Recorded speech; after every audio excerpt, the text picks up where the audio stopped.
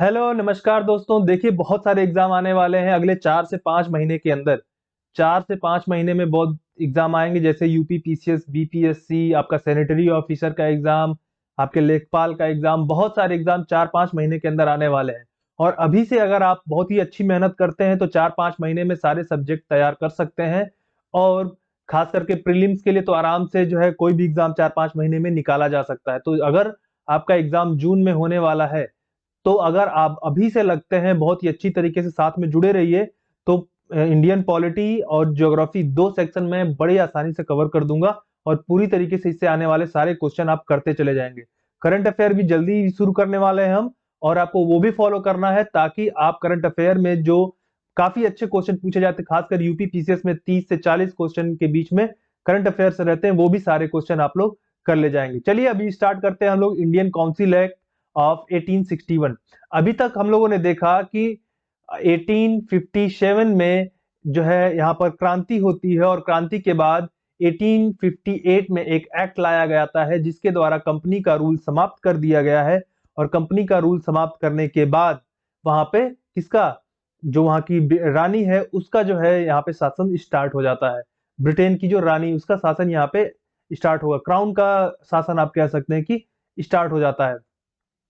अब इसमें बहुत सारे चेंजेस किए गए, लेकिन वो जो चेंजेस थे वो बहुत सफिशिएंट नहीं थे। तो 1861 में एक नया एक्ट लाया गया, और इस एक्ट के द्वारा कुछ इंडियंस को अपीज करने का भी प्रयास किया गया। अब चूंकि ये लोग नहीं चाहते थे कि फिर इस तरीके की कोई क्रांति हो, तो ऐसा कुछ करना था, तो इन्होंने क्या किया कि सबसे पहले एक नॉन ऑफिशियल मेंबर को इंट्रोड्यूस कराया। कहां पर? एग्जीक्यूटिव काउंसिल में। यानी कि अब ये जो चाहते थे कि देखो, एक चीज याद रखना है कि एग्जीक्यूटिव का क्या मतलब होता है, मैंने आप लोगों को बताया था इसके पहले भी। एग्जीक्यूटिव का मतलब होता है कार्यपालिका, और लेजिस्लेचर, लेजिस्लेचर का मतलब होता है आपका विधायिका। तो जहां पर भी लेजिस्लेटिव काउंसिल का मतलब शब्द आएगा, उसका मतलब होता है विधान परिषद। और जहां पे एग्जीक्यूटिव काउंसिल का मतलब होता है आपका कार्यपालिका परिषद जो होता है, उसकी बात हम लोग यहाँ पे करने वाले हैं। ठीक है, तो यहां पर हम जो सबसे पहले जो नॉन ऑफिशियल मेंबर इंट्रोड्यूस किया गया, कब किया गया? 1861 में। अब ये जो वॉइस रॉय था, ये किसी एक व्यक्ति को लेजिस्लेटिव काउंसिल के अंदर जो है इंडियंस को अपॉइंट कर सकता था। ठीक है ना। अब यहां पर देखिए, जो प्रोविंसेस हुआ करते थे वहां पर भी अगर लेजिस्लेशन स्टार्ट करना था तो उसके पहले गवर्नर जनरल के जो सहमति लेनी वो आवश्यक थी। अब 1862 में जो लॉर्ड कैनिंग, जो फर्स्ट वायसराय ऑफ इंडिया था, उन्होंने कुछ लोगों को जो है नॉमिनेट किया लेजिस्लेटिव काउंसिल के लिए। अब लेजिस्लेटिव काउंसिल ने किसको नॉमिनेट किया, क्वेश्चन पूछा जा सकता है। तो बनारस के राजा, महाराजा ऑफ पटियाला और सर दीनकर राव, ये 3 लोगों को लेजिस्लेटिव काउंसिल के लिए अपॉइंट किया गया। और इसके द्वारा कुछ चीजें रिस्टोर की गई। याद करिए, सेंट्रलाइजेशन मैंने बताया था कि फाइनल सेंट्रलाइजेशन इन्होंने किया था वो 1833 के द्वारा किया था, जिसमें बॉम्बे और मद्रास जो प्रोविंस थे उनके जो गवर्नर थे उनकी शक्तियां समाप्त कर दी गई थी, लेजिस्लेचर पावर समाप्त कर दिया गया था। अब वहां के जो प्रेसिडेंसीज थी, वहां के जो पावर्स थे उसको रिस्टोर किया जाता है 1862 के द्वारा। अब यहां पर एक लेजिस्लेटिव काउंसिल बंगाल के अंदर भी बनाया जाता है। कब बनाया जाता है? 1862 में। वैसे ही एनडब्ल्यूएफपी, इसका मतलब होता है नॉर्थ वेस्ट फ्रंटियर प्रोविंस, यहां पर भी लेजिस्लेटिव काउंसिल क्रिएट किया जाता है। कब? 1866। अब ये जो एनडब्ल्यूएफपी है, ये कहां पर था? तो आज का जो खैबर पख्तूनवा का जो क्षेत्र है पाकिस्तान के अंदर आज मौजूद है। कई बार आप लोग न्यूज सुनेंगे तो आपको ये दिखाई पड़ेगा कि देखिए, वैसे तो पाकिस्तान में ज्यादातर धमाके की ही न्यूज आती है, तो उस धमाके की न्यूज आप अगर कवर करेंगे तो आपको कई बार खैबर पख्तूनवा का नाम भी सुनाई पड़ेगा। और पंजाब के अंदर यही लेजिस्लेटिव काउंसिल क्रिएट की जाती है इसी एक्ट के द्वारा, बाद में 1897 के अंदर। ठीक है, अब इस एक्ट के द्वारा एक नया काम किया जाता है, उसका नाम था पोर्टफोलियो सिस्टम इंट्रोड्यूस कर दिया जाता है। पोर्टफोलियो सिस्टम क्या होता है? पोर्टफोलियो सिस्टम होता है कि जैसे मान लीजिए आज देखिए, तो हमारे पास स्पेसिफिक मंत्रालय होते हैं, जैसे एग्रीकल्चर मिनिस्ट्री अलग है, फाइनेंस मिनिस्टर अलग है, होम मिनिस्टर अलग है। इन लोगों के पास कुछ कार्य है, स्पेसिफिक कार्य है, डिफेंस मिनिस्टर अलग है। अब इनको क्या अलग अलग सब्जेक्ट दे दिया गया और उसके लिए एक व्यक्ति को इंचार्ज बनाया गया। यानी कि यहाँ पर जो एक एक मेंबर थे उनको प्लेस किया गया किसके लिए, स्पेसिफिक डिपार्टमेंट्स के लिए। जैसे आज का एग्रीकल्चर मिनिस्टर है, वैसे ही वहाँ रेलवे मिनिस्टर होता है, वैसे ही वहां पर अलग अलग पोर्टफोलियो बनाया गया और उसको किसी ने एक एक मेंबर को उसका इंचार्ज बनाया गया। तो इसी को कहा जाता है पोर्टफोलियो सिस्टम। अब जो है लॉर्ड कैनिंग ने जो पोर्टफोलियो सिस्टम इंट्रोड्यूस किया था, और वो कब किया था, 1859 में किया था, और जिसको आपके 1861 के एक्ट के द्वारा इसको लीगलाइज किया गया था। जब ये एक्ट बन गया था, इंट्रोड्यूस तो पहले किया था लेकिन एक्ट यहाँ पर 1861 में बन जाता है, ठीक है ना। और इसी एक्ट के द्वारा, जो 1861 का एक्ट है, इसके द्वारा जो वायसराय है उसको ये पावर दी गई कि वो ऑर्डिनेंस जारी कर सकता है। अब ऑर्डिनेंस क्या है, ऑर्डिनेंस एक पावर है जिसमें आप लेजिस्लेटिव काउंसिल की सहमति के बगैर सीधे आदेश देकर जो वायसराय था वो कोई भी नियम बना सकता था। और देखिए जैसे आज का प्रेसिडेंट, अगर जब हम लोग प्रेसिडेंट के बारे में जब चर्चा करेंगे तो आपको मैं बताऊंगा कि आर्टिकल 123 इस 123 इसके अंतर्गत हमारे जो राष्ट्रपति हैं इनको भी ऑर्डिनेंस जारी करने का पावर होता है। अब उसके बारे में डिटेल हम चर्चा वहीं पर करेंगे। अब हम लोग बात करते हैं 1892 के एक्ट की। इसके बाद जो इंपॉर्टेंट एक्ट आया था वो 1892 में। अब ये इससे क्या किया कि लेजिस्लेटिव काउंसिल है उसको कुछ और पावर दे दिया। अब ये पावर क्या था, बजट के ऊपर ये डिस्कस कर सकते थे और क्वेश्चन भी पूछा जा सकता था। देखिए इसके पहले ना तो बजट पे डिस्कशन थी ना तो क्वेश्चन पूछा जा सकता था, लेकिन अब इसके द्वारा बजट पर डिस्कशन होगा, क्वेश्चन पूछा जा सकता है, हालांकि चेंज करने का पावर अभी भी नहीं मिले था, ठीक है ना।